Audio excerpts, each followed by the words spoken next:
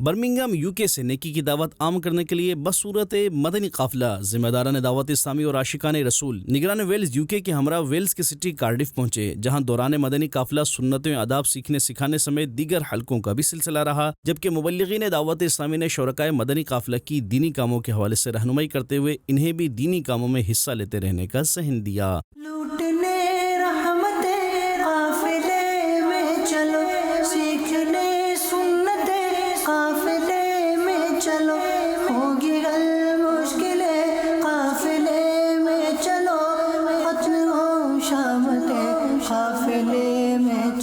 دوسری جانب for asset کے ملک ہانگ کانگ کے سٹی تھنمون سے مدنی قافلے کا تنگ چنگ کے اسلامک سینٹر سفر ہوا، جس میں مختلف شعبۂ زندگی سے وابستہ افراد و ذمہ داران دعوت اسلامی شریک ہوئے۔ دوران مدنی قافلہ مختلف حلقوں سمیت چوک درس دینے کا سلسلہ رہا۔